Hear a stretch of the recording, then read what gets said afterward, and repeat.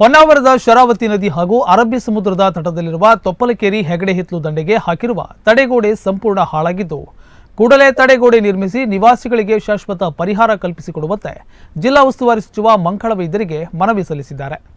ಪಟ್ಟಣದ ಸಚಿವರ ಕಾರ್ಯಾಲಯದಲ್ಲಿ ನಡೆದ ಜನಸ್ಪಂದನ ಕಾರ್ಯಕ್ರಮದಲ್ಲಿ ಮನವಿ ಸಲ್ಲಿಸಿ, ನಮ್ಮ ಪೂರ್ವಿಕರ ಕಾಲದಿಂದಲೂ ಹೊನ್ನಾವರ ತಾಲೂಕಿನ ಕರಕಿ ಗ್ರಾಮ ಪಂಚಾಯತ್ ವ್ಯಾಪ್ತಿಗೆ ಬರುವ ತೊಪ್ಪಲಕೇರಿ, ಹೆಗಡೆಹಿತ್ತಲು, ಪಾವಿನಕುರುವ ಮಜರಿಯ ಪಶ್ಚಿಮ ದಿಕ್ಕಿನಲ್ಲಿರುವ ಶರಾವತಿ ನದಿ ಹಾಗೂ ಅರಬ್ಬಿ ಸಮುದ್ರದ ಅಲೆಯ ಅಂಚಿನಲ್ಲಿ ವಾಸಿಸುತ್ತಾ ಬಂದಿದ್ದೇವೆ. ಈ ಭಾಗದಲ್ಲಿ ಹಲವಾರು ಮನೆ, ಭೂಮಿ, ಜನವಸತಿ ಪ್ರದೇಶವಾಗಿದ್ದು, ಕಳೆದ 2017ನೇ ಜೂನ್ ತಿಂಗಳಲ್ಲಿ ಸಮುದ್ರದ ಅಲೆಗಳ ಅಬ್ಬರಕ್ಕೆ ಕಡಲ್ಕೊರೆತ ಉಂಟಾಗಿ ಹಿಂದೆ ನಿರ್ಮಿಸಿದ ತಡೆಗೋಡೆಗಳು ಸಂಪೂರ್ಣ ನೆಲಸಮಗೊಂಡಿದೆ.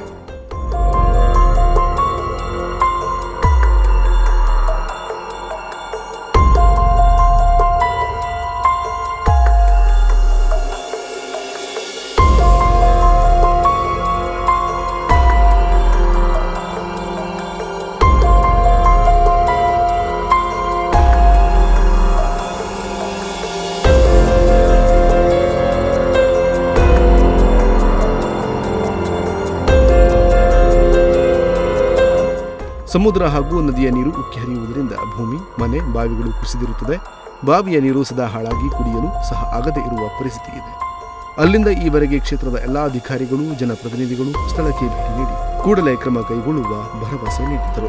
ಅಲ್ಲದೆ ಹೊನ್ನಾವರ ತಹಶೀಲ್ದಾರ್ ಕಚೇರಿಯಲ್ಲಿ ಕುಂದುಕೊರತೆ ಸಭೆ ಕರೆದಾಗ ಊರವರು ಹಾಜರಿದ್ದು ಈ ವಿಷಯದ ಬಗ್ಗೆ ವಿನಂತಿಸಿ ಮನವಿ ನೀಡಿದ್ದೇವೆ. ಕಳೆದ 2017ರಿಂದ ಈವರೆಗೂ ಅಂದರೆ 7 ವರ್ಷಗಳಾದರೂ ಯಾವುದೇ ತುರ್ತು ಕ್ರಮ ಆಗಿಲ್ಲ.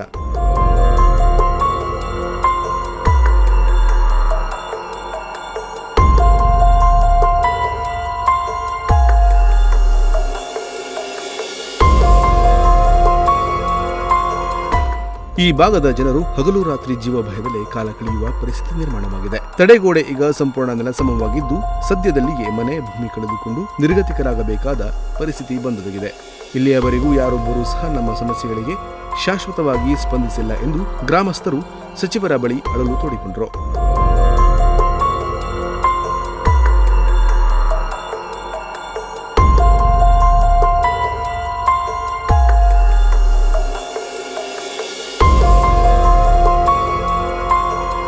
ಈ ಪ್ರದೇಶದಲ್ಲಿ ಹೆಚ್ಚಿನ ಜನರು ಮೀನುಗಾರಿಕೆ ಹಾಗೂ ಇತರ ಉಪಕಸುಬುಗಳನ್ನು ಮಾಡಿ ಜೀವನ ನಡೆಸುತ್ತಿದ್ದು, ಈ ಸ್ಥಳದಲ್ಲಿ ಮಳೆಗಾಲದಲ್ಲಿ ಹಾಗೂ ಚಂಡಮಾರುತದಿಂದ ವಿಪರೀತವಾದ ಅಲೆಗಳ ರಭಸಕ್ಕೆ ತಡೆಗೋಡೆ ನಾಶಗೊಂಡು ಜಮೀನುಗಳಿಗೆ ನೀರು ನುಗ್ಗಿ ವಾಸ್ತವ್ಯದ ಮನೆ ಹಾಗೂ ಕುಡಿಯುವ ನೀರಿಗೆ ಬಹಳ ಸಮಸ್ಯೆ ಉಂಟಾಗಿದೆ.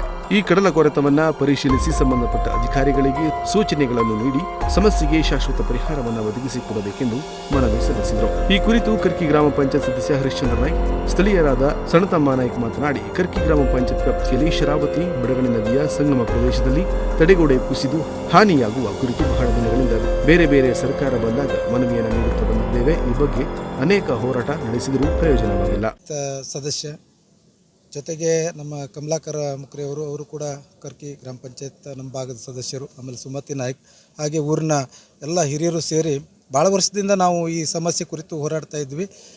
ಒಂದು ಕೆಲಸ ಆಗಬೇಕು, ಇದು ನಮ್ಮ ಊರು ಉಳಿಬೇಕು ಅನ್ನುವಂಥ ಒಂದು ಕರ್ಕಿ ಗ್ರಾಮ ಪಂಚಾಯತ್ ವ್ಯಾಪ್ತಿಯ ಶರಾವತಿ ಮತ್ತು ಬಡಗಣಿ ನದಿಯ ಸಂಗಮ ಪ್ರದೇಶದಲ್ಲಿ ಆಗುವಂಥ ಹಾನಿ ಕುರಿತು ನಾವು ಪ್ರತಿ ಸರ್ಕಾರದೊಟ್ಟಿಗೆ ಮನವಿಯನ್ನು ಕೊಡ್ತಾ ಮತ್ತು ನಮ್ಮ ಸಮಸ್ಯೆಯನ್ನು ಹೇಳ್ತಾನೆ ಬಂದಿದ್ವಿ.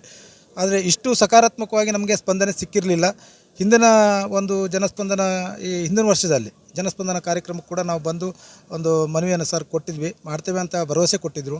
ಆದರೆ ಇವತ್ತಿನ ದಿವಸ ನಾವು ಬಂದಾಗ ಅವರು ಅದೆಲ್ಲ ಸಮಸ್ಯೆನ ಅವರೇ ಹೇಳಿದ್ರು, ಸ್ವತಃ ಅವರೇ ಹೇಳಿದ್ರು, ನೀವೇನಕ್ಕೆ ನಮಗೆ ಮನವಿ ಕೊಟ್ಟಿದ್ರಿ ಮತ್ತು ಅಲ್ಲಿ ಏನು ಸಮಸ್ಯೆ ಇತ್ತು, ಅಲ್ಲಿ ರಸ್ತೆ ಕಿತ್ತು ಹೋಗಿತ್ತು, ನಾನು MLA ಆಗೋ ಮೊದಲೇ ಅದು ಕೆಲಸ ಮಾಡೋದಕ್ಕೆ ತೊಂದರೆ ಆಗಿತ್ತು. ಈಗ ನಾನು ಅದನ್ನು ಕೆಲಸ ಮಾಡೋದಕ್ಕೆ ಎಲ್ಲ ರೀತಿ ವ್ಯವಸ್ಥೆ ಮಾಡಿದ್ದೇನೆ. ತಾತ್ಕಾಲಿಕವಾಗಿ ಅಲ್ಲಿನ ತುರ್ತು ಪರಿಸ್ಥಿತಿಗೆ 2 ಕೋಟಿ ಅನುದಾನವನ್ನು ಬಿಡುಗಡೆ ಮಾಡಿ ನಾಳೆ ಇನ್ನೊಂದು ವಾರ 15 ದಿವಸದಲ್ಲಿ ಕೆಲಸ ಪ್ರಾರಂಭ. ಸಚಿವ ಮಂಕಾಳ ವೈದ್ಯರವರಿಗೆ ಹಿಂದಿನ ಜನಸ್ಪಂದನ ಸಭೆಗೆ ಮನವಿ ನೀಡಿದಾಗ ಇದರ ಬಗ್ಗೆ ಕ್ರಮ ಕೈಗೊಳ್ಳುವ ಭರವಸೆ ನೀಡಿದರು. ಈ ಬಾರಿ ಮತ್ತೆ ಜನಸ್ಪಂದನ ಸಭೆಗೆ ಆಗಮಿಸಿ ಪುನಃ ಮನವಿ ನೀಡಿದ್ದೆವು. ತುರ್ತು ಸಂದರ್ಭದ ಕಾಮಗಾರಿಗಳಿಗಾಗಿ 2 ಕೋಟಿ ರೂಪಾಯಿ ಮಂಜೂರು ಮಾಡಲಾಗಿದೆ. ನಂತರದ ದಿನಗಳಲ್ಲಿ ಸುಮಾರು 9 ಕೋಟಿ ಕೆಲಸವನ್ನು ಪ್ರಾರಂಭ ಮಾಡಲಾಗುತ್ತದೆ ಎಂದು ಭರವಸೆ ನೀಡಿದ್ದಾರೆ ಎಂದು ಹೇಳಿದರು. ಮಾಸಿರ್ತೇನೆ. ಹೆಸರು ಸಣ್ಣತಮ್ಮ ರಂಗನಾಯ್ಕ.